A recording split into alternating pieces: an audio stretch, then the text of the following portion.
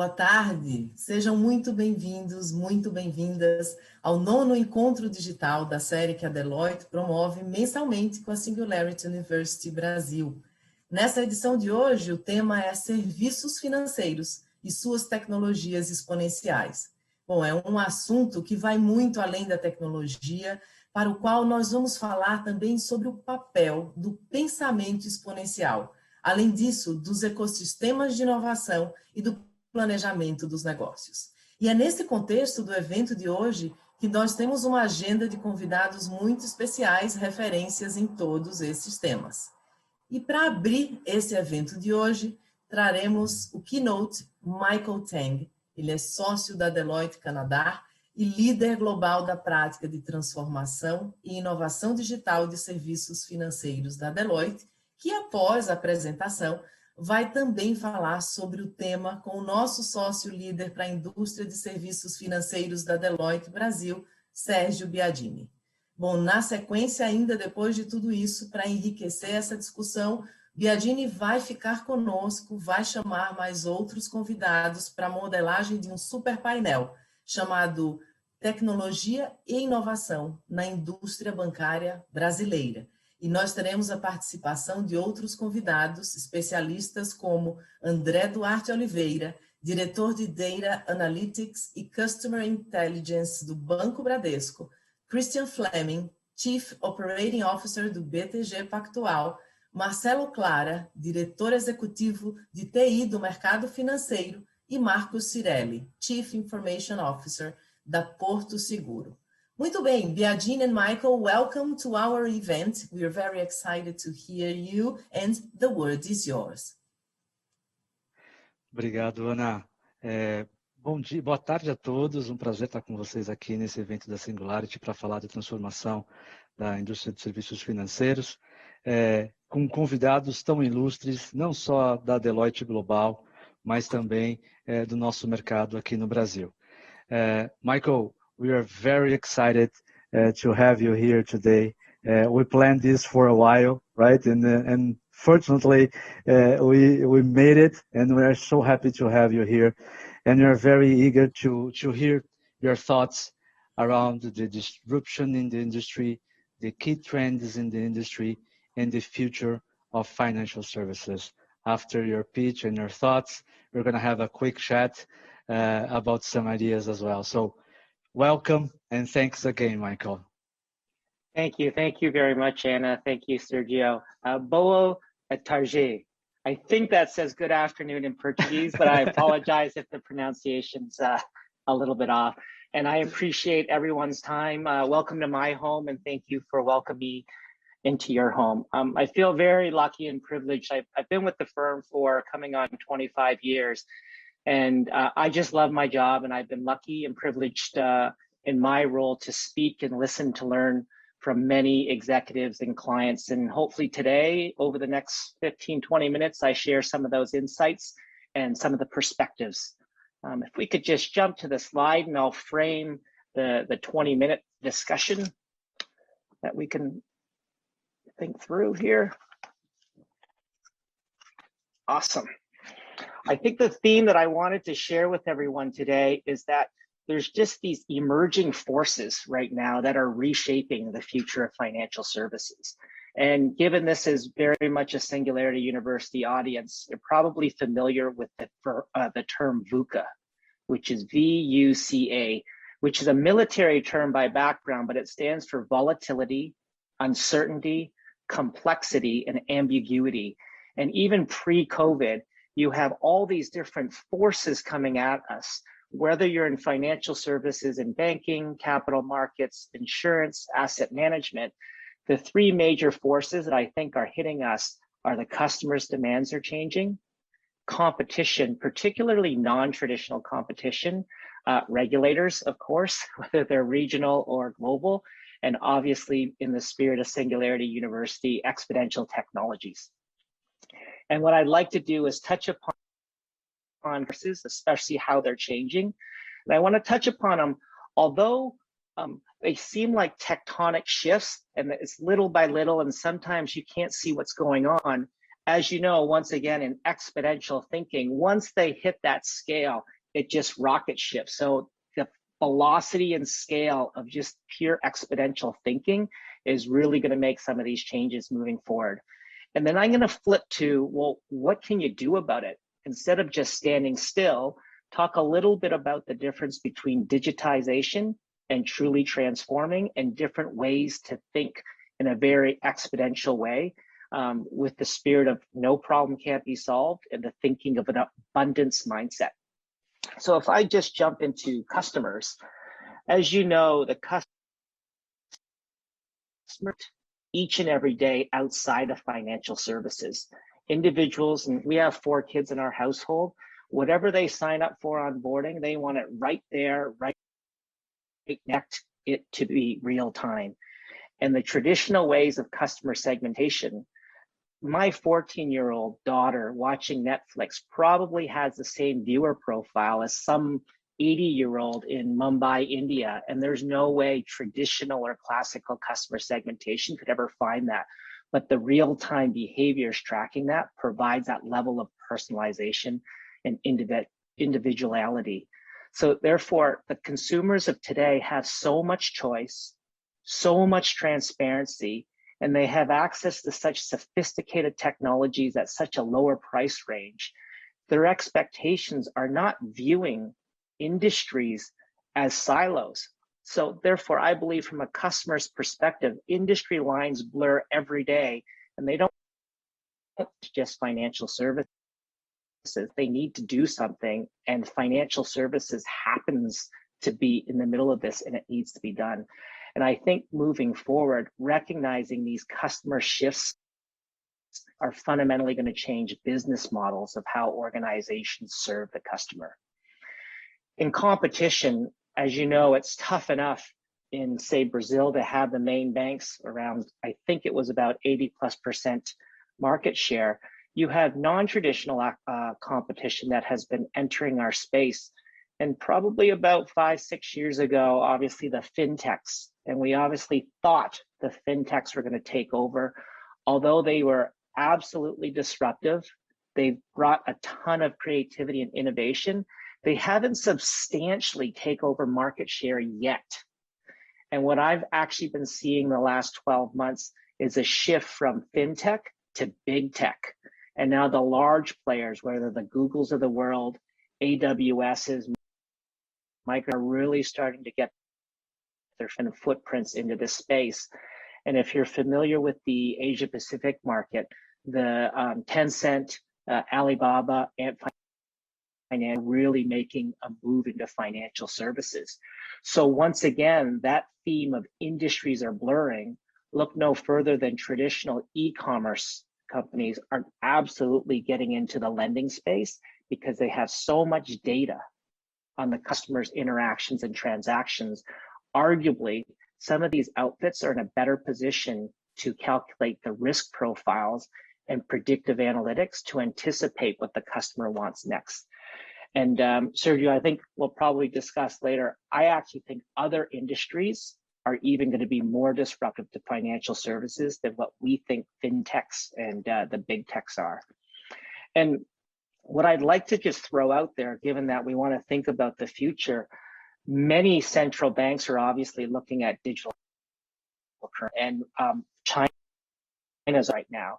And what's really ironic in the banking space, particularly the commercial banks, is here there is an opportunity. I actually think because a digital currency could potentially disrupt commercial banking themselves, as they can maintain digital currencies from the central bank. They don't need the physical distribution channels of banking.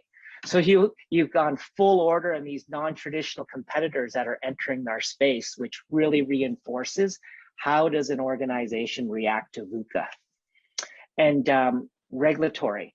This is an extremely interesting space. I started learning more, speaking to and understanding and listening to regulators and policymakers and governments in the last probably 18 months working with the IIF, the International Institute of Finance.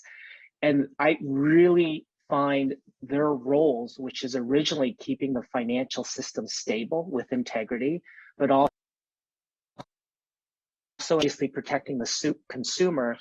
They have a real dichotomy in this role. While they need to protect the financial stability, the consumer, and they're expected to support innovation and moving forward, and at times are at odds. So the evolution of a regulator is really being challenged, let alone keeping up with the technology. And the issues of data residency and data access, as you know, transactions are increasing, digital transactions are increasing massively, and cross-border transactions are only going to increase with that trend. Therefore, regulators are really going to have to revisit how they not only collaborate in their existing ecosystem, but starting to get cross-border with regulators. And as we talk a little bit about open banking later, as that shifts to open data, the sectorial collaborations of regulations in not only financial services, but telco, it's going to be a really world how regulators start reshaping financial services. And lastly, in this area, near to dear to the hearts of Singularity University is exponential technologies. And obviously that's built on Moore's law of exponentials. But what's amazing is how a platform business model, when you start combining Moore's law with Metcalfe's law, which is basically the more nodes that you add to a network, which is the network effect, the greater the value of that platform becomes. And then if you add a third phenomenon, which we're seeing more and more, is this instance of customer feedback loops. And an executive that I spoke with recently in Asia, they called it the DNA effect or the DNA loop, where you have data, the network, and the analytics and the analysis of the activities. It just feeds itself. And when you look at Asia and Tencent, especially Ping On with Good Doctor,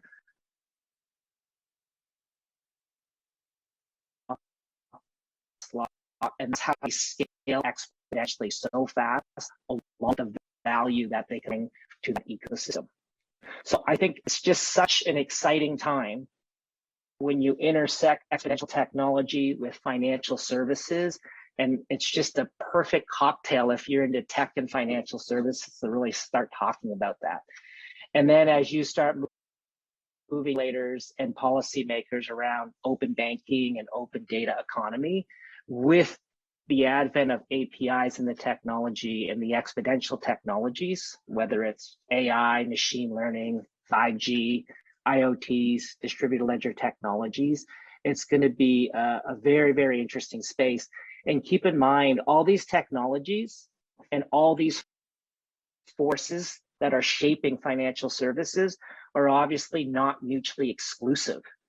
So you have all these permutations working together that we really need to take an eye on.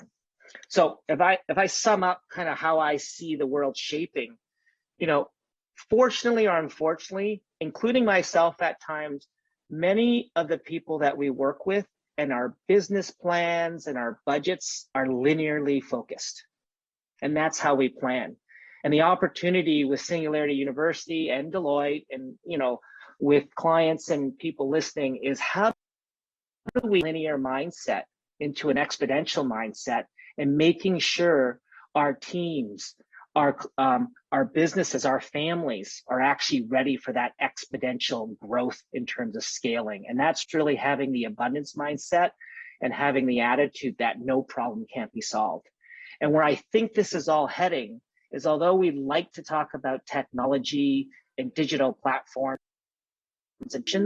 ultimately, this is business transformation, cultural transformation, are the biggest challenges through the workshops and the clients that I work with.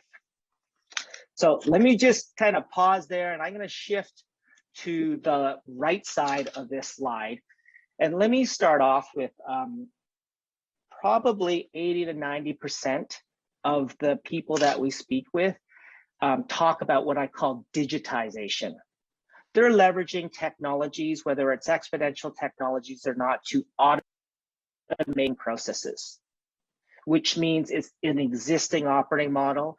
In its existing business model, how they make revenue is the same way. It's just more efficient and more effective, higher velocity, but they're digitizing an existing business model. What's really interesting is transformation, where they're fundamentally changing the operating model, the business model, growing into new markets, defining new customers. So if digitization is building a faster caterpillar, the analogy that I would share is transformation is actually the metamorphosis into a butterfly. We are still largely in a digitization mindset. And if you combine, the shift from linear thinking to exponential mindset with some of the things that I'm going to share right now, you're in a better position to be much more bolder and fundamentally transform your business. So you're seeking brand new and figuring out how you create and capture value quite differently. And let me just start off with the difference between, I'll say, value creation and value capture. It's because many organizations, and I'd start off with the fintechs, there's a lot of value that's being created. You see it every day, whether it's creating platforms, inventing new tech, mining, what I call assembling financial services of the future, like Lego blocks, and having to build. But I think most of us, and I know Deloitte it's a for-profit commercial organization, figuring out where to capture the value as things shift from a traditional supply chain to a web, I'll say a value chain shifts to a value web, because there's so many movers. That ecosystem is definitely going to be part of the future. And play in how you play to not only create value, but figure out how you capture value is actually going to be quite important. I would also say, shifting to the bottom right, many organizations traditionally have built either their IP or their value in having data pools, what I call. And many of us even today are spending millions of dollars, hundreds of millions of dollars trying to put data into stores. And there's a statistic, a friend of mine from Google calls them the 4 C's. It's capturing the data, cleansing the data, caching the data, which is putting it in a data store, and then calling the data. For every dollar it costs to capture the data, it costs $8 to cleanse it. And of all the data that's actually in these data stores, 0.5, 0.5% of the data is actually being called and used. Therefore, I think there's going to be diminishing returns trying to get to centralized areas. I think in the future, it'll be more important in the context of the shift from a value chain and where you want to be to a value web, to make sure you position your organizations in data flows. Because as more and more transactions and data, if you're in the slipstream of the data flows, you're in a better position to capture value versus having it all centralized in one particular area of data pools. On the bottom left there, we're thinking about new businesses, new business models. There's fundamentally difference between market taking and market making. Most of our organizations, again, are thinking about where should I reposition myself in the value chain so I could either get better profits or take a bigger market share. We often hear about, oh, we need bigger market share. But in a market making mindset, you're creating brand new markets. You're not taking a bigger slice of the pie, you're getting more pies. You're making. Market taking is like, where am I going to situate myself in that value chain? Market making is, we're in the value web right now. I could be a consumer, I could be a supplier, I can play in all different areas of that ecosystem of this value web.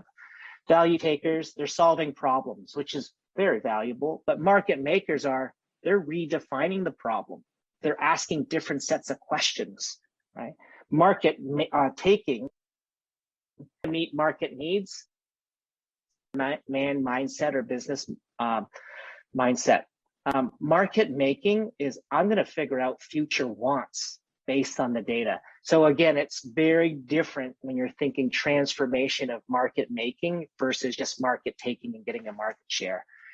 And let me end on this area on the top right here. I believe that services, offerings, even businesses are going to be assembled in the future because of the tech, because of the scale that we have access to versus being built custom.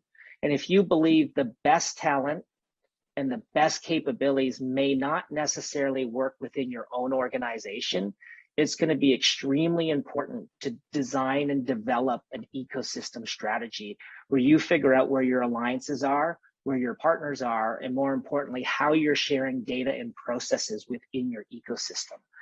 And, you know, the modern CEO be a chief ecosystem officer, and the modern COO will be likely a chief orchestration officer to be able to assemble all these moving parts. And obviously APIs are going to power a lot of that. So I think in conclusion, I think if there's something great about that came out of the pandemic, it's given us new permission to transform. And overnight, it's changed a burning desire to do something to a burning platform. And as you know, many organizations have actually proven they can move at huge velocities, completing digitization or some instances transformation in days and weeks versus months and quarters and years. So it is really, really exciting times moving forward for the future of financial services. Sergio, maybe back over to you. Thank you so much. I think I like the way you phrase it or you frame it, right, in terms of the pandemic, right? We have the right to transform the burning design into a burning platform, right? I think this is really the reality because the transformation was really in our face, right? And we really had to transform our businesses, otherwise we'll be out of the loop, right? So I think the way you frame it and you phrase it, I really like it, Michael. Michael, I have a lot of questions for you and a lot of thoughts to share and explore. Let's try to settle a little bit some topics here for our conversation, right? So I like when you say the power of ecosystems, right? You explore quite nicely the power of ecosystem, how powerful it is, and also you link. And for me, there is a really deep link in terms of value creation and leveraging ecosystems and to really create value. Do you think that in an open banking environment, as I told you before, we are very close to starting an open banking environment in Brazil, which is really towards the open finance environment. Do you think that the open finance environment can accelerate the creation of exponential ecosystems? And also, are there examples in other countries? You travel quite a lot that you can share with us here for Brazil? Sure. I don't travel as much anymore. That's why we're doing these videos. Let me think. I think open banking, I mean, obviously it started in the UK and EU, so it's not brand new. It's probably a couple years old, so to speak, between real open banking and PSD2 that came out of European Union. I think it has great potential to transform and bring innovation. And I would also say open banking is actually not banking at all. It's really around giving customer consent and more, I'll say, control over their data set. So from a perspective of the stakeholders, whether you're the regulator, you're the incumbent, you're the third-party provider, or you're the customer, I think there's little nuances in value proposition, which is what's good. But I do theoretically believe there's huge potential for innovation and scale and value there. I'll recall, it might be about 6 months old, but in the UK, after I think 18 months, only 25% of population even heard of the term open banking. And Wow. of that, I think 20% didn't really even know what it was. They just heard of it. Therefore, only 5% actually understood what it meant. And as you know, much of from PSD2, it's based on customer consent as well. Mm-hmm. And it's really interesting if you're familiar with ethnographic research, which basically means what people say is not often what they do. So Sergio, if you said, Michael, do you want to eat and have a healthy lifestyle?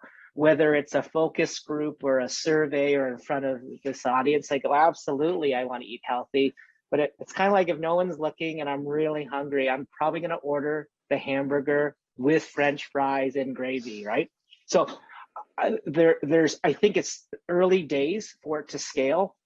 And for the customer, it gives tons of options. But I've also heard as the incumbents based on regulatory and compliance have to release, whether it's customer data, transaction data, more and more information, it's kind of going one way to the third-party providers, the TPPs or the fintechs.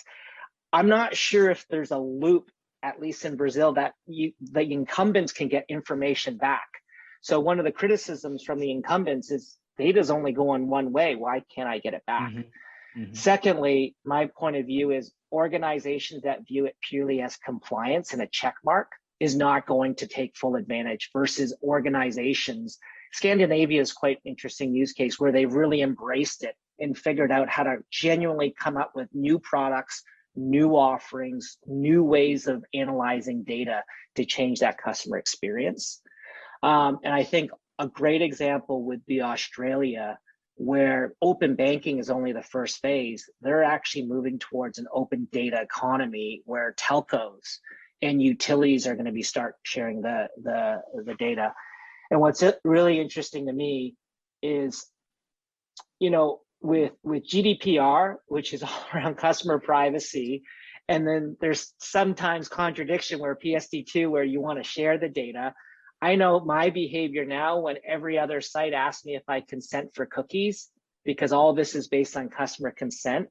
Mm-hmm. If I want to access that website or do something, I just click accept, accept, accept. It's almost given, like, I hope everyone's reading and understanding what they're accepting, because at least before the consumer could say, oh, I didn't realize that was happening. Now, if an organization says, well, the customer gave me consent to take all their data and give it to Facebook or something, it's going to be really interesting how this rolls out. And I think it's going to take time as a lesson learned. I think there needs to be much, much more synergies between the different platforms and whether they use APIs. Many organizations are still using screen scraping. We haven't talked about, you know, all the rainbows and unicorns of open data, but what happens when something goes bump in the night around security and privacy? So I think there's a huge, I'll say, way to go to educate the public on the impacts of open banking. And I mean, the goal of it is obviously create more innovation in financial services, give more options to customers, speed up creativity in products. But I think the jury is still out to see if it really is going to make a big impact. Yeah, I think you touched certain aspects that are important and also kind of a concern for us as well here in our local market. We're moving towards this open finance that touches banking, investment, and insurance, but it's all embedded within finance, right? It doesn't touch other industries as the examples you shared here. But I think that the point you made in terms of giving incentives to clients and customers and individuals and small companies to participate on it, it's going to be key during the implementation, right? This is a concern that we have. Otherwise, this is going to be a regulatory framework that we spend a lot of money on, and at the end, the customer is not going to give the consent. So I think encouraging the customer to give the consent, but also creating value and new offerings that this can create a kind of buzz into the market. That's going to be, I think, the secret sauce of success here in our open banking framework for sure, Michael. Let's switch a little bit the topic now. We have so many topics in a very short time. Oh my God, we need like 1 hour here with you. But let's talk now about the disruptions at scale. You always, in your pitch, and when we always talk through our network, you always use the word disruptions at scale, right? I would like you to just explore a little bit this concept. What are the disruptions at scale that are going to be created in the industry and that can come out of the industry, right? So if you can share your thoughts about this word, disruptions at scale, and also giving also your thoughts in terms of what are the fundamental capabilities to create this, and what are the impacts on the business models when we think about disruptions at scale. That would be awesome, Mike. Yeah, the business model puzzle is really interesting. And when we're talking at scale, as much as the media covers fintechs and regtechs and insurtechs, they're not gaining huge main bank share, right? But they're absolutely disruptive, as I shared. But then you move into the big tech. So just recently, I do a lot of work with our friends at Alphabet and Google, and they have 9 businesses with over 1 billion daily users. And they have initiatives around how are we going to get our next billion? And coming from a country, I lived in New Zealand, which is 4.5 million, and Canada is maybe 35, 36 million. So we're talking like billions, right? So the big tech with their cloud platforms, with their current customer base, and think of the data sets that, say, a Google has access to, they're building these platform business models that are going to scale at the B's, not the M's, the capital B's. And we're already seeing that in China right now, with whether it's Tencent, with WeBank and WeChat Pay, obviously Alibaba with Ant Financial, and Ping An that started as an insurance company, but these are so big. I think Alipay, as it just started as just a payment, right? Their business model is around high frequency relationships and transactions. They have over 520 million users. Brazil's what, 230 million people? Around it. So you got almost half of China as users. They have 110 billion partners as in terms of merchants, right? They're across 15 countries right now. So when they're adding, you talk about disruption at scale, you're talking in the billions there.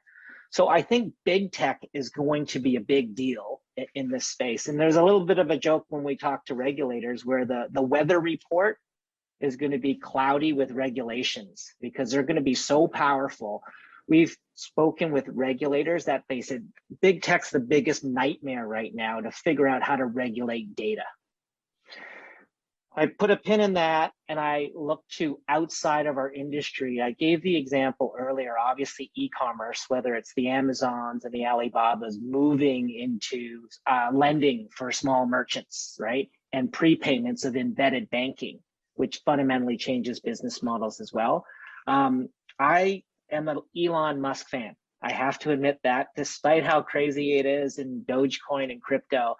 But here you have fundamentally a technology company that obviously has disrupted automotive industry, and not just the creation of autonomous vehicles and EVs, but the distribution channel of how they sell cars as well. And then he obviously has Tesla cells in the battery that I would say with solar panels are disrupting energy distribution. So I'd be quite scared if I was in the energy distribution business. And now you take a look at the 15 petabytes a week of driver data that Tesla has on their customer base. I know in California recently, they've been approved to offer car insurance and auto insurance. So no longer is the business model of risk pooling of where you live, your gender, your age, and the car you drive. It's kind of like risk modeling the actuaries go through. Now I have contextual data that's in real time, theoretically provide episodic insurance as a different business model. Like, why do I pay insurance an entire 365 days a year? I used to travel a lot. I drive my car once every 2 weeks, but I pay the full year. So now you have an organization that's really tech. disrupted automotive, into energy, and now they're leaking into financial services. And what would blow my mind if you combine, like I said, it wasn't mutually exclusive with microfinance, DLT. Can you imagine if you're stuck in traffic and I was able to fractional give 0.0001 of a Bitcoin if the car in front of me moved over? And because of IoT, it did an instantaneous payment, and the cost of that transaction was near zero because there's scale. All that theoretically could work because you have an organization like Tesla with the data sets and the hardware. And I'll give one more example outside of industry that could disrupt financial services. Is I spoke with the telco in Southeast Asia, and out of the 10,000 attributes a mobile provider, which is kind of creepy in a way, that they can track on these phones, using AI and machine learning, they discovered how an individual charges their phone, meaning when they charge it, what battery life, what time of day, how long it takes, is the best indicator that that individual would pay back their loan. And that wasn't kind of made up. It was actually discovered through AI and machine learning. So there you have, like, especially for the unbanked, you have a telco that would arguably be in a really good, if not a better position to determine loan loss ratios than a bank through traditional credit scores and credit rating through negative data. And maybe I'll just pause there. So I think all of that can fundamentally change the business model of revenue, cost models, profit margins compared to today. Like in retail banking, it's three things: net interest margin, service fees, transaction fees, and we all know they're getting compressed right now. Yeah, I think price compression, I think the revenue buckets are compressing, right? So we have to be creative on the business models, leveraging technology to create these new sets or these new baskets of revenue for the industry, right? You touch a lot in terms of different technologies, and as our time is finishing here, just have one last question for you, Mike, related to artificial intelligence, right? Last week we published, Deloitte published together with Febraban our research, where we found out that in Brazil, 87% of the banks are prioritizing artificial intelligence in terms of technology investments. Is a key priority in the marketplace, really focused on customer service, customer relationship, customer support. If you could quickly share for us the artificial intelligence use cases, AI use cases that are related to customer, that really move the needle in terms of customer experience. That would be awesome here for the audience. And also, if you want to add on that a little bit of other use cases that touch perhaps efficiency, just to cover a little bit the spectrum of artificial intelligence in the industry, that would be awesome for our closing. I'll try to be really, really quick. I think three comes to mind. I'll touch on a customer one, I'll touch efficiency one in capital markets, and one in regulatory, just to round. So quickly, I'm actually working on a project right now. It's called Contact Center AI. And you could imagine at the beginning of COVID, how these contact centers are getting bombarded. Imagine a scenario where you can fire up a virtual agent and they don't need to go to the bathroom, they don't need to sleep, and you just fire up and down because it's cloud-based. And by the way, they're in like 9 different languages. Right now, we're using 5,000 hours of French Canadian lingo. So this is not like Paris French. Apparently, the French Canadian and Quebecois have a different lingo. We're using 5,000 hours of contact center recordings to retrain an engine for a French-based bank right now in Canada. And I actually think that combined with natural language processing and conversational AI, whether it's chatbots or voice, is going to be a game changer for contact centers. I think in the regulatory space, financial crime, things particularly like AML, if you're familiar, 95% plus of flag suspicious activity reports, SARS, are false positives or false negatives, meaning something triggered like a rule, a binary business rule, like it's over $10,000 or whatnot, then someone needs to actually look at the case. And banks are still using physical FTEs. This is perfect for something that can do predictive analytics, pattern recognition, anomaly detection at scale, real time, AI, machine learning, cloud, putting massive data sets. And that's another use case that we're working through right now as a firm with some large providers. And I'll probably end in capital markets right now. As organizations and exchanges move from T+3 to T+2 and maybe T+1 in real-time settlement, the predictive analytics, when you do reconciliation and settlement, if a trade's going to fail, is really important. Because if you don't, you're impacting liquidity, you're impacting customer experience, you're impacting your books as well. And we're using a lot of AI and machine learning with data sets to detect real time if a trade's going to fail or not, so you can cut it much earlier, a shift to the left. And again, these are real projects that are happening right now in terms of use cases. So I think we're just going to learn more and more in this space as we move forward. Fantastic. Michael, very excellent insights. Thank you so much for making the time and for sharing your thoughts and your view in terms of the future of financial services, bringing your global experience into Brazil. I'm really proud and really happy to have the chance to host you here. Thank you so much, my friend. Thank you, Sergio. Ok, bom, agora vamos fazer o switch agora para português e agora a gente vai trazer os nossos convidados especiais, o André Duarte, do Bradesco, o Christian, do BTG Pactual, o Marco Cirelli, aqui com a gente também da Porto, e a gente também tem aqui também o Marcelo Clara, todos aí conosco. Maravilha. Bom, boa tarde a todos vocês, super obrigado pela presença de vocês aqui para a gente continuar o nosso painel, a nossa discussão. E, na verdade, eu vou começar aqui colocando uma discussão na mesa para vocês. Acho que vou usar aqui esse pensamento exponencial do Michael, que ele trouxe para a gente. Ele explora de uma forma super interessante as forças que estão remodelando a indústria, a disrupção que pode vir fora da indústria, né? O poder que tem os ecossistemas. Eu gosto muito do conceito, né, em torno de assemble, not build products, né, e services. Eu gosto muito desse conceito. Eu acho que usando esse mindset exponencial e considerando todas essas forças, esses elementos que a gente tem e aquele conceito que eu trabalhei ali com ele na pergunta dos disruptions at scale, né?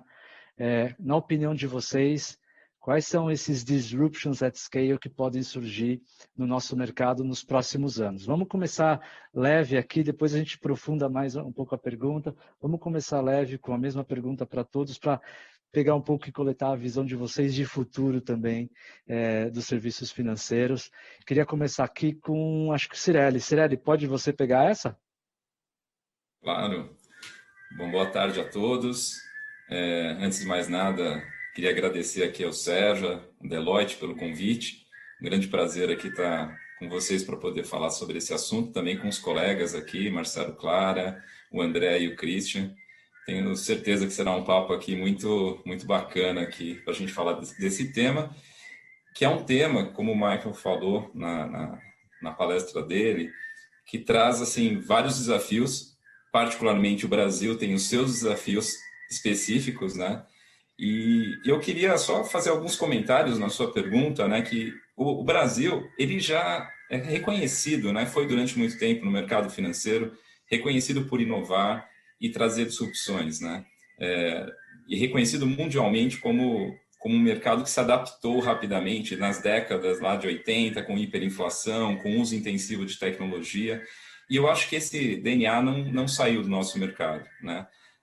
E a gente sempre vem trazendo inovações. Eu acho que agora as variáveis mudaram, né? A gente tem novos novos vetores aqui que influenciam o nosso mercado.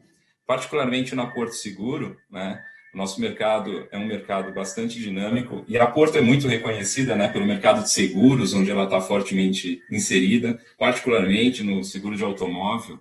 Mas, na realidade, nós temos 27 empresas na Porto Seguro e, entre elas, muitas do mercado financeiro, como cartão de crédito, financiamento, empresas de serviço, né, como Porto Fácil, Carro Fácil. E eu acho que essa é uma das lógicas importantes da disrupção, né? Porque o conceito, você agora consiga agregar vários tipos de serviços usando tecnologia intensiva, mas com o olhar da necessidade e da conveniência para o cliente. E muito disso você não vai fazer sozinho. E eu acho que aí vem o conceito de você ter agrupamentos e não construções, né? Então, você acoplar soluções e fazer parte de um ecossistema que a tecnologia propicia que você componha, né? E aí cabe a cada empresa ter um papel nesse ecossistema e contribuir na construção dessa solução mais ampla para todo o cenário, para todo o mercado. Eu acho que as variáveis novas que nós temos de disrupção recentes, sem dúvida alguma, é a questão do uso de dado intensivo, né? A tecnologia propiciou isso, né? O avanço que nós tivemos em captura e tratamento de informação, acho que alguns colegas vão falar aqui com muita habilidade sobre esse tema, sem dúvida alguma, mas isso é uma dos fatores essenciais que possibilita exatamente o que o Michael falou de escala. Sem o uso intensivo de dados, você não consegue ter a escala necessária para alguns business se tornarem viáveis. A questão regulatória, que eu acho que é importante também falar, anda em paralelo, e aqui a gente vai ver vários fatores se retroalimentando, né? Então, quando a gente fala de Open Banking, agora a gente também tem no Brasil uma agenda forte, começando de Open Insurance, para compor esse cenário de Open Finance. Ela, no fundo, ela é regulatória, mas ela traz uma contribuição enorme para a expansão do mercado, trazendo possibilidade, inclusive, de novos produtos. Isso só é possível também com alguns tipos de tecnologia, né? Então, acho que essa composição ela é fundamental. E, por último, só para fechar um pouco aqui o meu tema, eu acho que nós tivemos um evento recente, que é o evento da pandemia, que tem todo o seu lado dramático e triste do ponto de vista das pessoas, mas, tecnologicamente, houve um impulso da adoção da tecnologia por parte do consumidor, que também fez esse movimento se tornar mais amplo no mercado financeiro. Então, eu acho que são algumas variáveis aí interessantes que a gente tem nesse cenário que vão alavancando e acelerando essa disrupção no nosso setor. Maravilha, Cirelli. Acho que você cobriu bem, você fez uma boa conexão dos temas, né, que o Michael colocou e trazendo um pouco também para a nossa realidade, né? Eu vou pedir para o André complementar um pouco aqui a tua linha de pensamento, André, ainda nessa visão de disrupção, o que você vê de futuro para o nosso mercado, né? A gente está nesse caminho de construir as grandes disrupções da indústria. E se você quiser elaborar um pouco a tua visão e a tua perspectiva também sobre isso, fique à vontade aqui para esse rápido início nosso. Obrigado, Biagini. Primeiro, boa tarde a todos, Christian, Marcos, Marcelo. Obrigado aí pela excelente apresentação do Teng.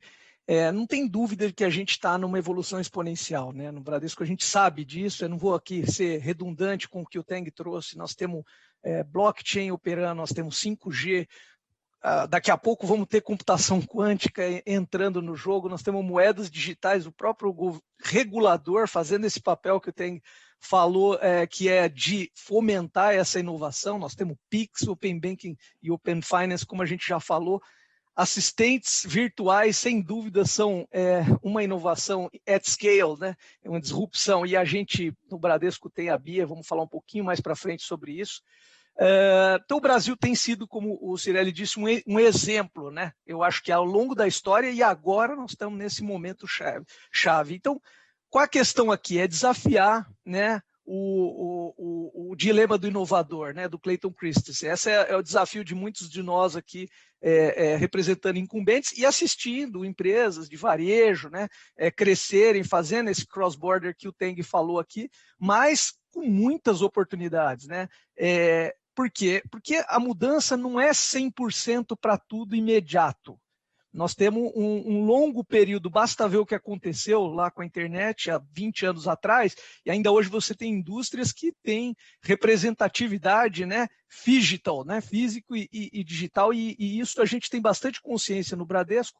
Nós temos aí 70 milhões de clientes e mais de 30 milhões de correntistas, e nós temos uma posição que permite a gente fazer esse bridge entre o físico e o digital, né? E isso, obviamente, contando com a nossa cultura. Eu acho que um ponto importante aqui, diante de tanta disrupção, são os valores que uma empresa tem, né? Então, o que eu posso trazer para vocês aqui é que o Bradesco tem valores incríveis de coletividade, né? O Bradesco surgiu nos anos 40 para incluir pessoas que não eram incluídas no mercado bancário. Então, a gente agora está numa rota de repetir isso, né? Então, eu posso exemplificar aqui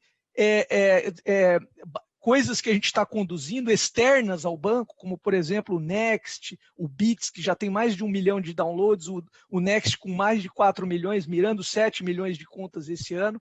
Nós temos o InovaBra, que foi eleito aí pela Global Finance, né, aqui no Brasil, a Exame, um dos maiores laboratórios de inovação do mundo, né, na lista entre os maiores do mundo. A gente tem números superlativos, né?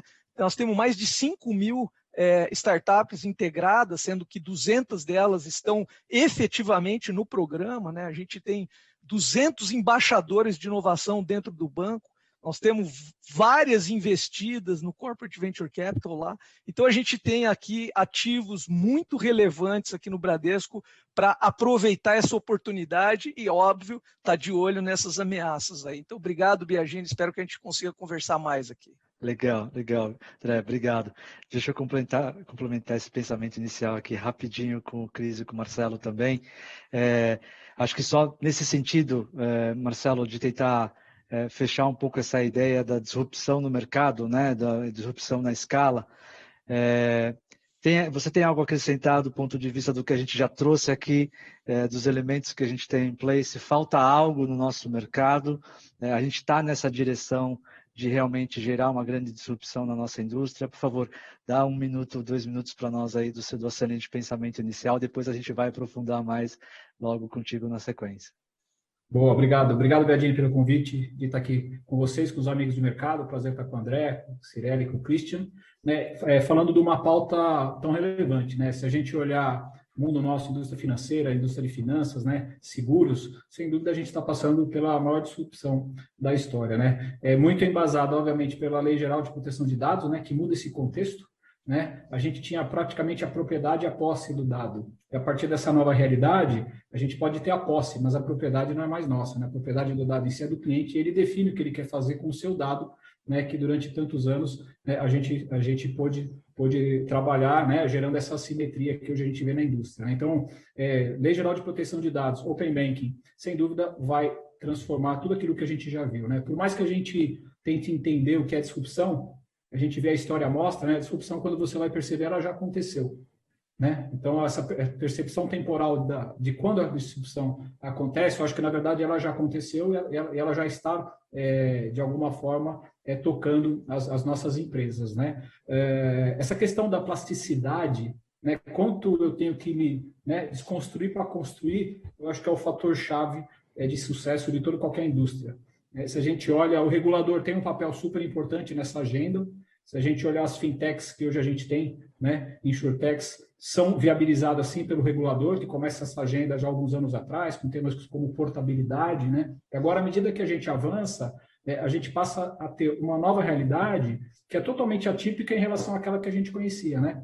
Essas fronteiras, elas passam a ser outras. Então, a gente, como já foi comentado, hoje a gente vê indústrias de diferentes segmentos ofertando produtos, né, que até então, né, havia uma barreira. Então, eu acho que o tema ele vai muito além do que só a nossa indústria aqui, né? No final do dia, a gente está falando do X as a Service, né? Qualquer coisa como serviço, né? E essa capilaridade vai permitir, sem dúvida, né, uma expansão muito grande dos nossos negócios à medida que a gente possa explorar essas oportunidades, né? Tudo na vida, a gente sabe que a mudança é a única certeza, e ela gera duas coisas, né? Oportunidade e ameaça, né? Então, como é que a gente endereça uma coisa que é certa, que é a mudança em relação aos nossos dados, né? Como é que a gente reage, né? Oportunidade e ameaça. Sem dúvida, dado está na fronteira, né? Então, quem conseguir explorar, né, esse universo de dados, né, agregando e integrando com o ecossistema, que hoje o ecossistema é tudo, né? Hoje a gente não tem mais uma questão já de limitação física,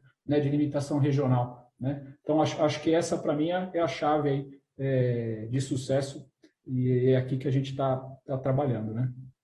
Legal, Marcelo, obrigado. E agora eu vou deixar essa bola final aqui com o Cris, né? Cris, para você complementar esse primeiro round aqui do nosso painel, falando aí da disrupção e olhando a nossa indústria, a nossa realidade, né? Qual que é a tua perspectiva, né? Acho que todos aqui colocaram muito bem que a gente já vem num caminho né? O Brasil é super avançado, né? Qual que é o next mile aqui no Brasil que você, na sua visão de futuro, que a gente pode ter aqui? Maravilha. Bom, começo, obrigado aí, Biagini, pelo convite, a Deloitte. Também um alô aí para os meus colegas, é um prazer conhecê-los aqui, ainda que seja virtual, né? A gente, quem sabe, logo vai poder fazer reuniões de verdade de novo. Mas assim, eu falar depois que os três disseram é fácil e difícil ao mesmo tempo, né? Você vê que o que não falta aqui é um menu de opções para tecnologias de disruptivas, etc. e tal. Eu acho assim, respondendo a sua pergunta, o que é o próximo, né? Eu acho que é difícil determinar e meio que pinpoint isso, e eu acho que é uma combinação daquilo que foi dito, são várias coisas. E qual que é o driver dessa mudança? É difícil dizer, é difícil determinar, porque hoje em dia é o cliente e a necessidade, o hábito que o cliente adquiriu que vai determinar o que a gente precisa fazer e qual é a tecnologia que vai, de fato, fazer a diferença entre esse menu que nós falamos, né? Então, foi-se o tempo que as instituições, seja no mercado financeiro, acho que vale de uma forma geral, que as instituições ditavam aquilo que o cliente precisava e ia ter, né? Hoje em dia, basicamente, a gente tem que...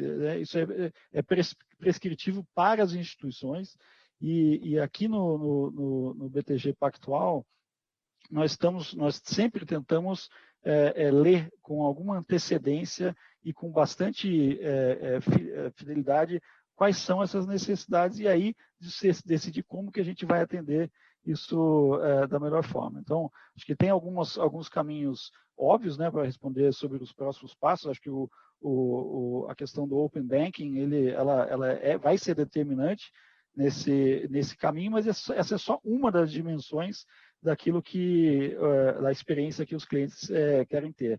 Então, eu acho que é mais ou menos por aí. Vai ser um mercado bem animado do ponto de vista de tecnologia e daquilo que de fato vai surgir até de novo, que nem foi listado aqui em termos de disruption, né? Cris, eu gosto quando você fala assim, a disrupção quem vai mandar é o cliente, né? Eu acho que esse ponto, essa é a realidade, né? A gente está aqui por causa dos nossos clientes, né? Então, acho que realmente é ele que manda cada vez mais, é ele que cada vez está mais empoderado, sem dúvida nenhuma, ainda mais esse novo ambiente de sistema financeiro, e aonde, principalmente como o Clara colocou, o André também colocou, o Cirelli colocou, no ambiente de Open Banking, onde o dado ele é o dono dessa propriedade de dado, né? Vamos começar a falar um pouquinho agora de alguns temas específicos. Eu queria começar a falar um pouquinho de novas tecnologias, e eu queria começar a falar um pouquinho sobre a adoção de novas tecnologias, né? E Clara, eu vou passar essa primeira bola aqui para você, para falar sobre a questão de adoção de novas tecnologias em escala, né? Então, a gente vê aí os bancos investindo muito em cloud, em inteligência artificial, em big data. Você, na sua visão, como um profissional que está aí na indústria há muito tempo, com muita experiência, você acredita que a indústria financeira no Brasil já chegou no estágio em que a gente pode dizer que a gente tem adoção das novas tecnologias em escala? Acho que essa é a grande pergunta que eu queria te fazer, para pegar a tua visão. E também colocar a tua visão, o quão importante é ter essa adoção em escala e o que é preciso para chegar nesse nível de escala, Clara?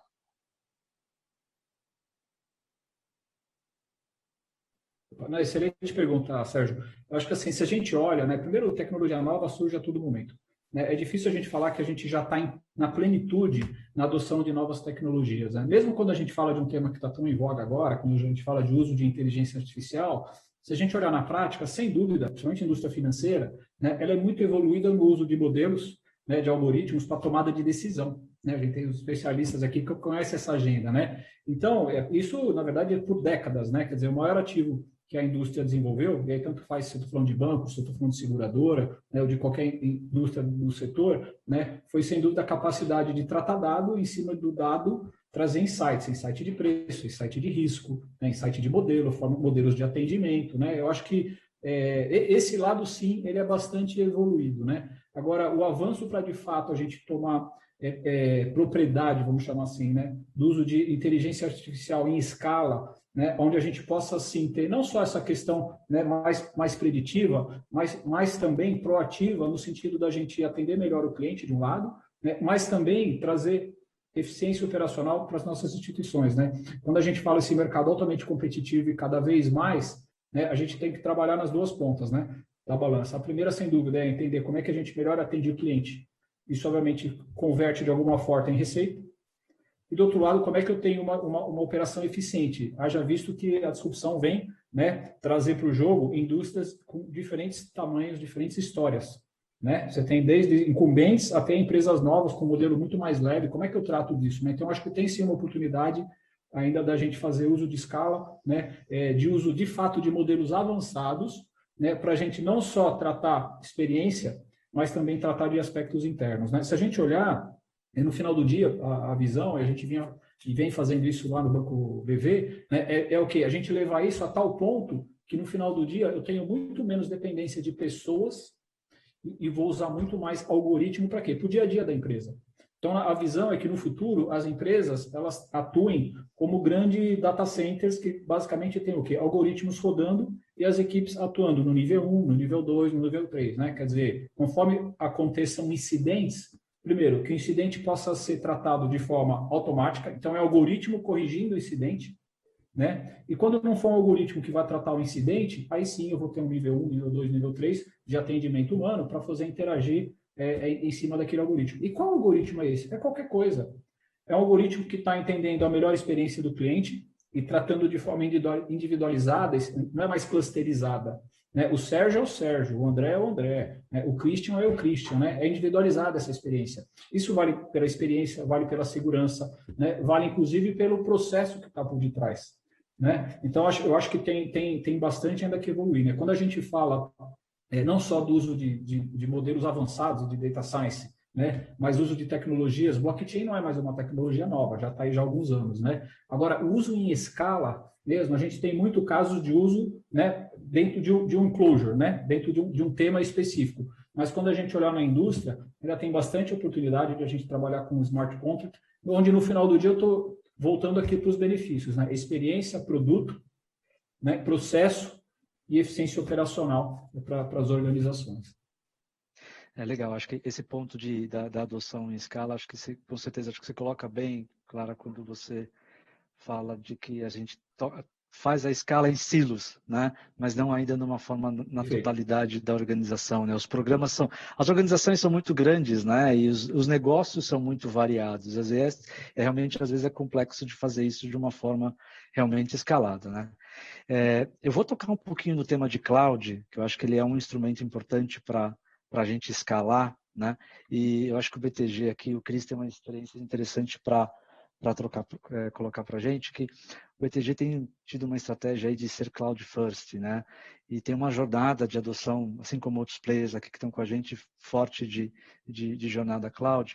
Cris, fala para a gente um pouquinho como que o processo de adoção da cloud, né, que é uma nova tecnologia, como que isso tem transformado o banco, né, a operação de vocês, e quais têm sido aí os desafios, e acho que o Clara também tocou num ponto, os benefícios, né? Quais são os benefícios de uma jornada transformadora dessa? Se você puder elaborar para a gente um pouquinho para colaborar, seria fantástico.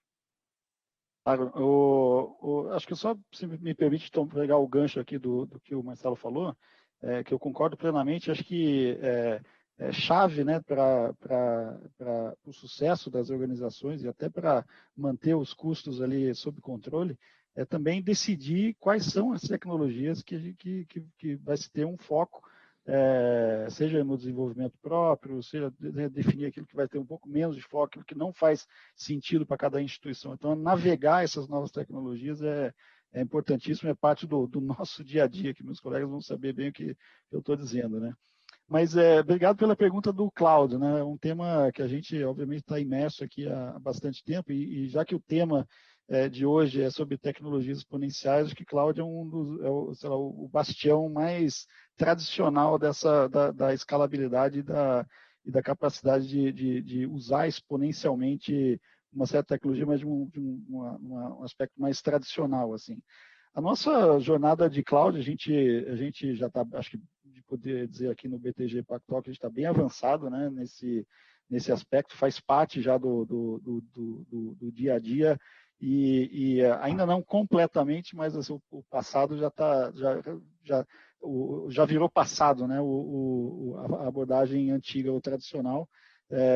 Nunca é fácil sair totalmente, né, mas acho que a grande maioria dos nossos processos já estão, vamos dizer, convertidos, e tem sido uma jornada, acho que fascinante e transformadora para o banco inteiro, não só para o varejo, né, que é um segmento mais novo para a gente, mas também para o atacado, porque a gente consegue transformar de fato bastante o mindset. Então, começando pela questão dos times de infraestrutura, né, tem uma mudança óbvia aqui que você precisa transformar o seu capital humano, é uma nova realidade, né? E não adianta achar que acho que é do ser humano, né, que fazendo coisas por muito tempo, a transformação não é da noite para o dia. Então a gente investiu muito em recapacitação, né, de pessoas, e uma combinação também com trazer novas pessoas do mercado ou de outros lugares para realmente ter uma transformação cultural relevante para essa nova realidade. E eu acho que assim, uma coisa que a gente tem vivido aqui, que essa jornada de cloud não é um negócio estanque, ela precisa vir com outras iniciativas, e aí eu mencionaria particularmente a automação de processos, né, para que você de fato tenha o ganho, consiga o ganho integral, né, do que o cloud traz. E aí, fazendo um link com a questão dos clientes, né, que nós falamos, a gente fala assim, muito da conta financeira, né, que eu deixo de ter, mas assim, eu olhando de uma forma mais pé no chão, para mim é assim, você está trocando um investimento grande que você amortiza por uma noite. Então, assim, às vezes a gente vê que não tem muita diferença no benefício até financeiro, que muito se fala do cloud, porque estar na cloud de uma forma bem estruturada também custa caro, né? Não é por aí. Mas para nós, acho que a visão dos benefícios, né, falando um pouquinho disso também, é que, de fato, aquilo que você consegue oferecer para o cliente, de coisas óbvias, né, que é velocidade de transações no momento de pico, essa escalabilidade que a nuvem te permite de realmente sair de um patamar para outro de uma forma muito rápida, de não ter a complexidade, né, do planejamento de investimentos que a gente tinha antes, de você conseguir operar ali sem ter muita capacidade ociosa, porque na verdade tem um terceiro cuidando disso para você. Esses benefícios são incríveis, porque lá na ponta o cliente vai ter um serviço melhor, ele de fato vai perceber uma agilidade maior, ele vai perceber menos disrupção, e a gente vê isso de fato se traduzindo no dia a dia. E assim, falando um pouco dos desafios, né, eu já mencionei a questão do capital humano, e como todo grande projeto, acho que é quase chovendo uma olhada aqui, dizer que a complexidade é grande, né? Porque trocar a turbina do avião com ele voando é exatamente o que as empresas, a maior parte das empresas que já tem escala, então a gente se beneficiou até um pouco aqui, que a gente começou já sendo já na nuvem para vários dos novos negócios que a gente está entrando agora. Mas, de fato, é um projeto grande e desafiador, mas para nós está sendo muito... os resultados estão vindo muito rápido e muito claramente. Então, realmente é uma coisa que vale a pena, é desnecessário dizer. Eu acho que é legal essa visão dos desafios, né? Eu acho que essa visão também do benefício, né? Às vezes o benefício ele não está no financeiro, né? Às vezes o benefício, o tangível realmente você ter a agilidade de impactar o cliente na ponta, né? Então, acho que essa visão que você coloca, acho que linka bem com essa transformação que a gente vive, né? E Cirele, conta para a gente um pouquinho também essa transformação com o avião andando, né? Vocês também estão trocando as turbinas aí, né? Então, acho que a Porto tem feito uma grande jornada aí de transformação digital. Eu queria que você compartilhasse com a gente aqui nesse painel quais são os elementos chaves e quais são as tecnologias disruptivas que estão suportando e alavancando essa transformação aí na Porto, Cirele. Realmente, o dia a dia tem sido bastante emocionante nessa troca de turbina e com o avião voando, né? E algumas alavancas são fundamentais, sem dúvida a questão de determinadas tecnologias, cloud, como o Christian falou, questões de inteligência artificial, principalmente associada a canais de atendimento, a gente tem explorado muito isso. Mas não é só tecnologia, e principalmente como usar tecnologia. Eu acho que tem um aprendizado nesse contexto, né? De como montar esse grande Lego e quebrar também as nossas estruturas técnicas em componentes menores para que elas possam ser reaproveitadas, reutilizadas e, com isso, ter uma agilidade de construção muito maior. E esse aprendizado a gente utilizou muito olhar para fora, né? Então, a Porto Seguro, há 6 anos atrás, iniciou uma experiência com oxigênio, que foi uma das ações mais interessantes que nós vivemos aqui, de criar uma aceleradora, né, de startups. É uma das ações, iniciativas mais longevas que eu conheço no Brasil, né, que iniciou, tanto quando a gente começou o oxigênio, não se tinha muita referência no Brasil em relação a isso, né? A gente olhou muito para o mercado externo.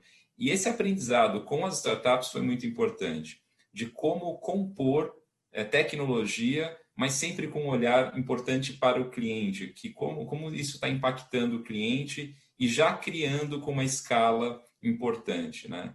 Então, foi assim vários processos que a gente operou dentro dessas mudanças de transformação e avaliando esse impacto para o cliente final. Alguns deles que eu posso relatar aqui, né? Por exemplo, no nosso processo de vistoria, né? Antes nós tínhamos um processo extremamente pessoal, né? A pessoa precisava levar o veículo até uma determinada unidade da Porto Seguro, tinha uma vistoria que um vistoriador pessoalmente fazia no veículo. Hoje isso tem uma aderência virtual muito grande, com o aplicativo ele faz isso, e aí é o fator que eu comentei no início, né? A pandemia acelerou também a adoção desse processo por parte do consumidor, porque ele próprio também não queria ter o contato humano e ele teve uma simpatia na adoção de um novo processo tecnológico, né? Então, esse é um aspecto que para nós foi muito importante. A própria solicitação de serviços, né? A Porto Seguro tem muito isso na questão da conexão de seguros com serviços. Então, quando uma pessoa quer solicitar um tipo de serviço para Porto, sempre era um canal humano muito utilizado. E nos últimos tempos a gente tem expandido muito o canal de WhatsApp, por aplicativos, e a adoção tem sido muito grande. Hoje, cerca de 60% dos nossos serviços são via WhatsApp e com uma aprovação superior até ao atendimento humano, né? E veja, no nosso olhar, quem escolhe o canal é o cliente, né? Porque tem situações que o atendimento eletrônico, virtual, é o que ele vai querer optar. Seja por uma questão mais rápida, uma questão, às vezes, de uma fatura, de um dado da pólice dele. Agora, existem situações que ele vai optar efetivamente por ainda ligar, né? Talvez se ele tenha tido um acidente com o carro dele, nesse momento ele prefere falar com uma pessoa do que interagir, às vezes, com um canal eletrônico. E isso é um pouco da característica que a gente foi aprendendo nessa transformação digital. Onde você usa determinada tecnologia para impactar adequadamente o cliente. né? E sempre olhando sobre o aspecto da maior conveniência para ele. O que faz mais sentido para o problema que ele tem.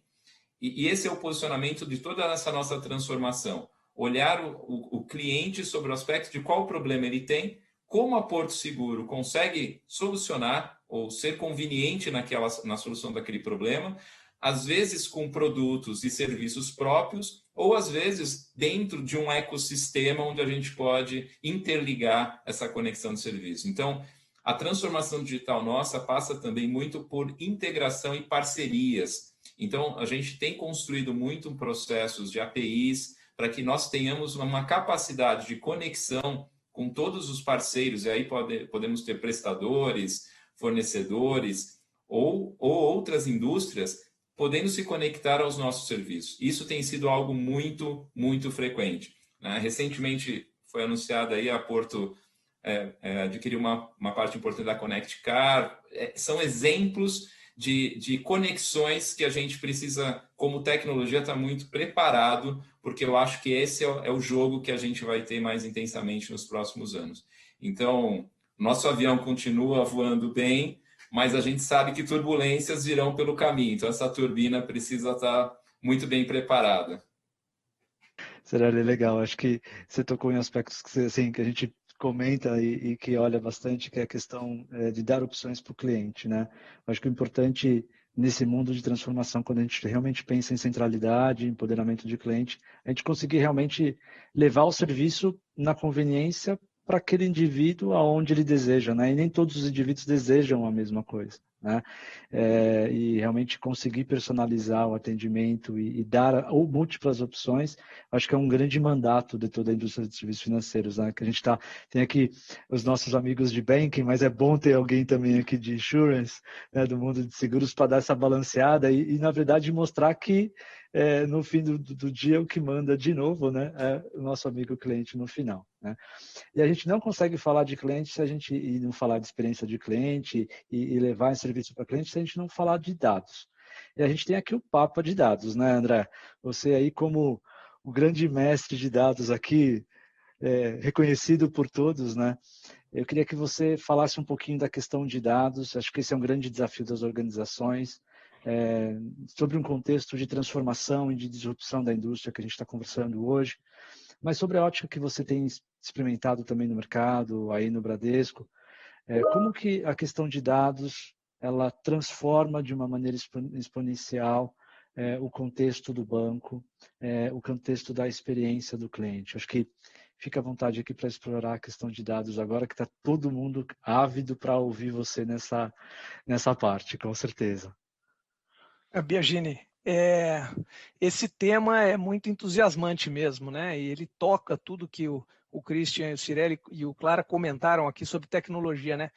Esse tema em especial, ele tem tudo a ver com o que o Teng falou de exponencialização, né? Porque você pode digitizar uma coisa para ganhar eficiência, mas quando você pensa em disrupção exponencial, né, o tema de tratamento e de uso correto dos dados, ainda mais com a questão regulatória que a gente tem, é um desses temas-chave, né? E o banco sabe disso, a agenda tem sido prioritária aqui. Então, nos últimos 3 anos, a gente saiu, né, de 3 anos atrás, de frentes importantes já de lidar com dados no Bradesco, para uma evolução de uma área central, e eu vou explicar mais esse termo central para não ficar parecendo que a gente centralizou tudo, mas uma área central que cresceu mais de 4 vezes em 3 anos, por exemplo, com um dos melhores programas de atração de pessoas da academia, de mestres e doutores, nesse período curtíssimo de 3 anos. Então, é algo, eu estou falando do Bradesco, mas é algo que eu tenho certeza que muitas empresas estão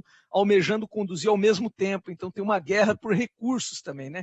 E a gente no Bradesco, a gente criou uma área catalisadora, né? Habilitadora, mobilizadora do banco. Então, quando eu digo central, não significa que a gente faz tudo. Obviamente, a gente lidera algumas frentes importantes, mas a gente tem como visão mobilizar o banco para se tornar uma referência no mercado brasileiro. Já somos, mas reforçar esse ponto. E a gente faz um trabalho que tem muito a ver com outro tema que é importantíssimo aqui, inclusive no mundo tecnológico, que é a agilidade, né? Agilidade no conceito de ágil. Então, todos os nossos esforços com as áreas parceiras, eles vêm num esforço ágil.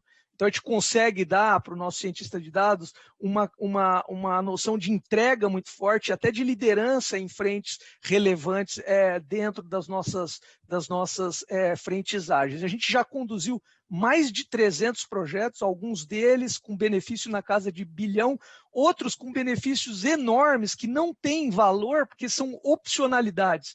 Então, muitos deles, obviamente a BIA a gente pode falar um pouco mais para frente, mas além da BIA, nós temos projetos com Natural Language Processing, com atendimento, por exemplo, com ouvidoria, que você trata um problema, tem benefícios muito grandes, mas você abre uma frente de aprendizado, e aqui eu acho que eu trago um elemento que eu considero importantíssimo. Quer dizer, a empresa que precisa estar nesse mundo disruptivo com sucesso, ela precisa estar habilitada a aprender.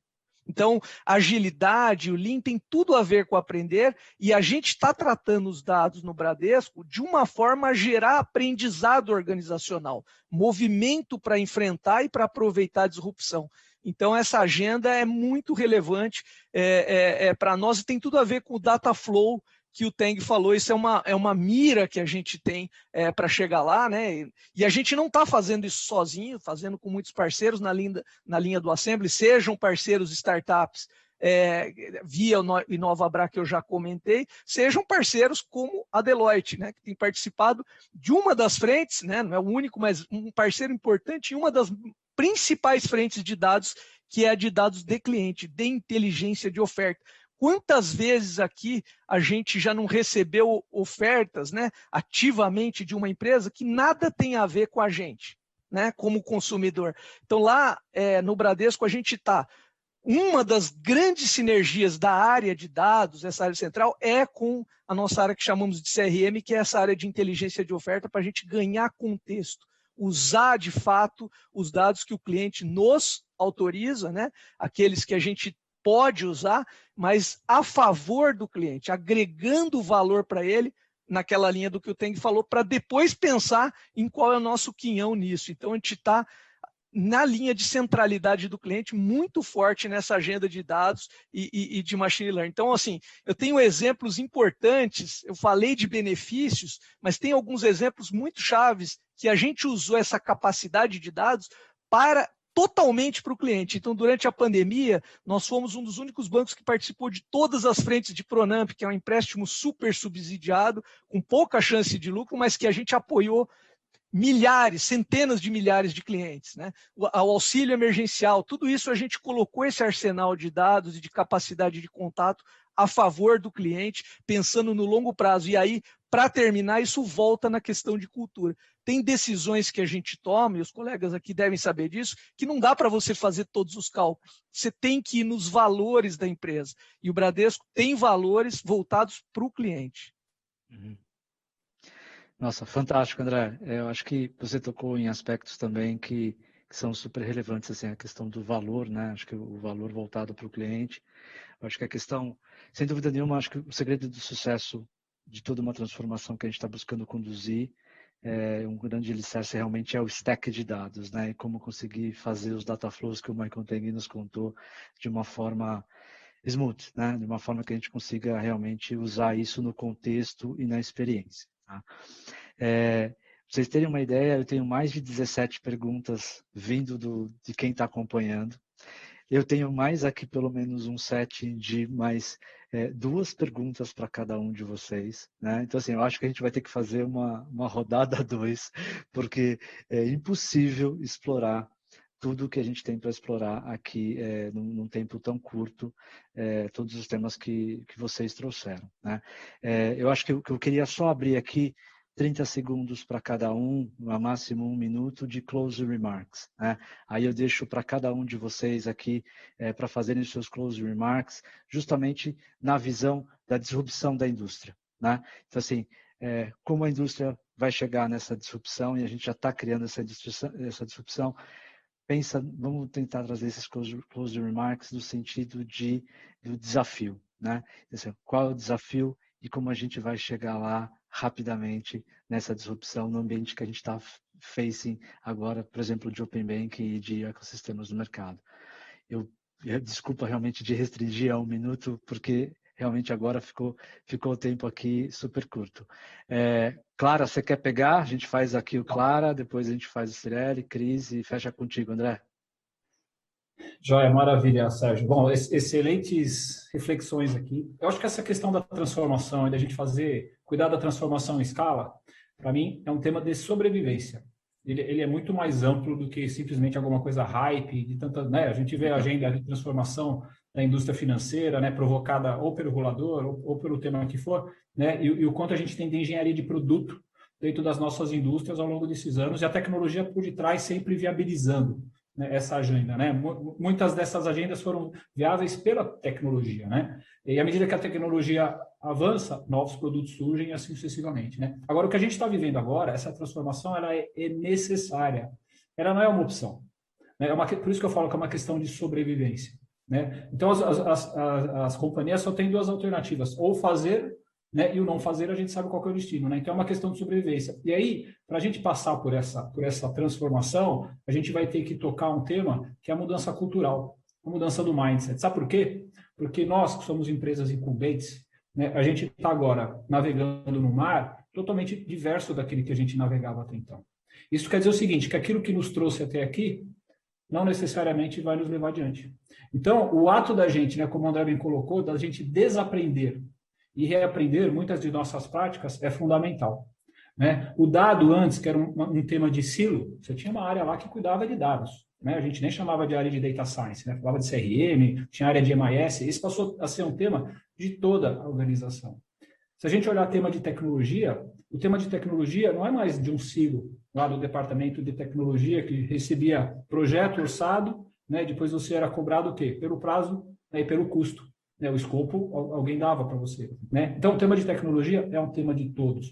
Quando a gente olha o tema de cloud computing, a organização tem que conhecer o que é cloud computing, né? E o mesmo para segurança da informação, né? Eu vejo que hoje esses temas que até então eram temas tão técnicos, hoje é de toda a organização e do C-Level. O C-Level tem que entender, sim, sobre tecnologia. Da mesma forma como acompanhava-se até então ROI, né, provisões, né, temas de perda, risco, né, Basileia, não, a gente tem que aprender sim sobre tecnologia, tá? Porque é somente dessa forma que a gente vai sair do outro lado, tá? Com o uso intensivo de tecnologia. E o que está em tecnologia? Está toda essa agenda, tá? Eu estou falando de dados, estou falando de novas tecnologias em si, de novos processos de engenharia de software, nossos processos de operação de ambiente computacional, novas formas de você entregar a operação no dia a dia da empresa, com muito mais automação, muito mais inteligência analítica, menos capital humano intenso, como era até então, né? Uso de dados, né? Agenda de SI. Então, é essa discussão que a gente vai ter, né? Então, o desafio é mudar o mindset, porque as organizações têm mindsets de acordo com as suas origens, com os seus DNAs, né? Então, precisa desconstruir para construir, né? E aí, fechando o tema aí nos minutos finais, por isso que fazer em escala é o desafio. Né, mudar o mindset em desafio. Né? Eu tenho certeza que todo mundo aqui, quando olha dentro das suas organizações, o desvio padrão é grande. Sabe por quê? Porque elas são horizontais. E aí você tem áreas que têm temas super desenvolvidos, outras áreas, obviamente, com esses temas não tão aprimorados. E assim sucessivamente. E se todos esses temas a gente podia escalar de tal forma que eles fossem plenos em toda a organização? Sem dúvida, teriam resultados extraordinários. Acho que essa é a mensagem aqui que eu deixo para vocês. Legal, Clara. Obrigado pela mensagem. Acho que você colocou bem essa forma de como atingir toda a escala, né? Cris, final remarks. Vamos lá, 1 minutinho, por favor, Cris, se você conseguir, eu te agradeço. Porque a Ana já está aqui me pingando. Termina logo, Biagini, a gente tem o tempo lá. Vou ser sintético. Não, eu concordo plenamente com o que o Clara acabou de dizer. Quer dizer, a gente brinca aqui internamente que antigamente, né, dentro do ônibus da companhia, a tecnologia tinha um papel, mas era um passageiro ali misturado com outros e tal, e agora, justamente em função dessa disrupção que a tecnologia traz, e a necessidade, a demanda que o mercado, que o usuário, o cliente tem, a gente brinca aqui que se não é o motorista, é o cobrador do ônibus. Né? A tecnologia mudou de patamar assim, em termos de importância. E a outra coisa também, né, fazendo o link com a parte de negócios, né, hoje em dia o tema tecnologia está inserido em todas as áreas. Né? O cara não pode mais ser um cara só comercial, só de business, etc. Né? Eu acho que precisa entender, tecnologia precisa entender de business e o business precisa entender de tecnologia. Então, isso faz com que as companhias sejam sempre mais integradas e mais aptas, né? Estão aprendendo, mas aptas a enfrentar esse desafio. E muita coisa nova e bacana vem por aí. Então, acho que a gente está num momento único aqui da indústria financeira, não só da indústria financeira, mas já que é onde nós estamos posicionados, que vai ser muito interessante aqui no futuro próximo. Obrigado, Cris. Estamos na ponta do iceberg da transformação. A gente acha que já fez muito, ainda só está começando, na verdade. Só está começando, né? Exatamente. Só estamos começando. Cirelli, final remarks, meu amigo.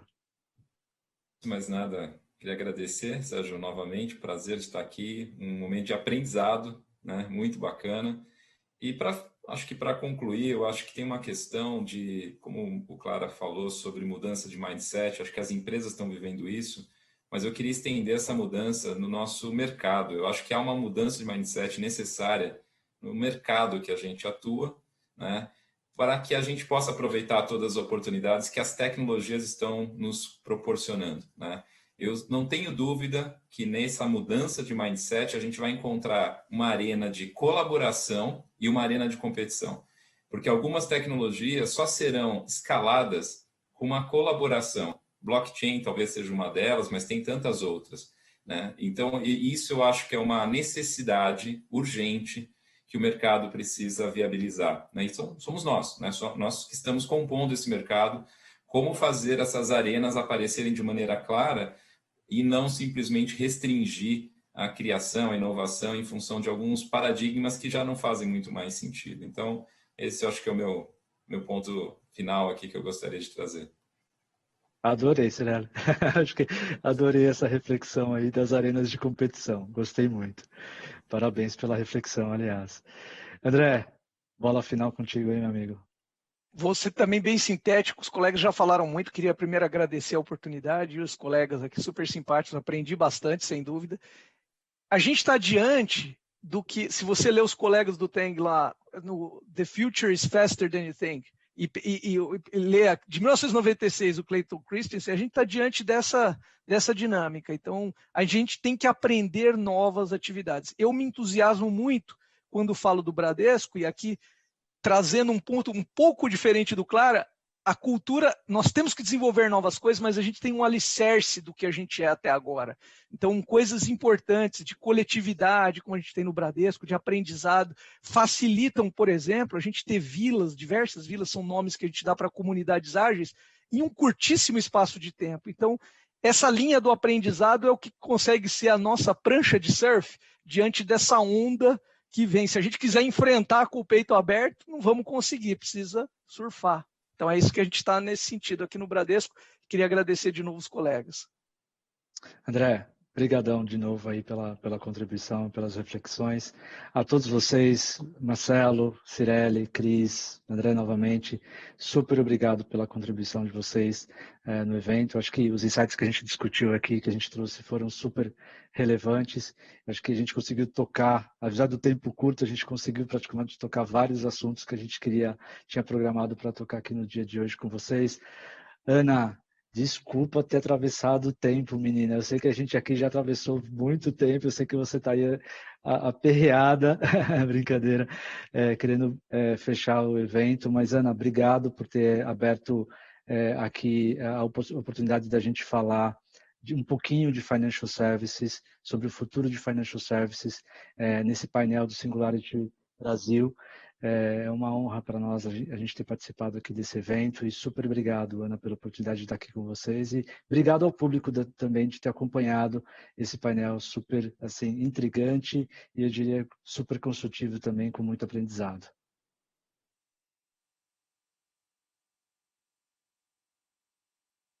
Tá no mudo. Biagini, muito obrigada. Quando a gente atravessa o tempo, é sinal de que a gente também atravessa as outras pessoas. E esse é um tema que nos atravessa, né? Um tema que é de todos os consumidores, não é só da indústria de serviços financeiros, mas é de todos nós que consumimos todos os dias, todo o tempo. Então, Tang, Biagini, André, Christian, Marcos, Marcelo, muitíssimo obrigada por essa discussão, que não termina aqui, e que vai nos levar ainda a muitas outras reflexões, sobretudo como é que anda o nosso mindset, se ele anda linear ou se a gente está se permitindo algumas tentativas para transformá-lo em mindset exponencial. Porque, afinal de contas, a digitalização não é uma transformação. Por vezes, ela é só a imitação de um modelo antigo que nem estaria tão bem funcionando. Então, a gente está chegando ao fim do nosso evento. Eu espero que vocês tenham gostado. A gente discutiu a importância desse pensamento exponencial, do ecossistema de inovação, do planejamento de negócios na indústria financeira. E esse tema, claramente, provou-se estar muito além da simples tecnologia e do simples ferramental. Então, a gente vai estar aqui novamente no próximo mês, no dia 28 de julho. Não percam, fiquem atentos às nossas comunicações aí nos nossos canais. A próxima edição já será a 10ª e ela está incrível. Então, quero agradecer a todos que estiveram aqui conosco e que a gente possa continuar o nosso mês aí com muita alegria, com muita saúde e com muita tecnologia. Um beijo e até a próxima.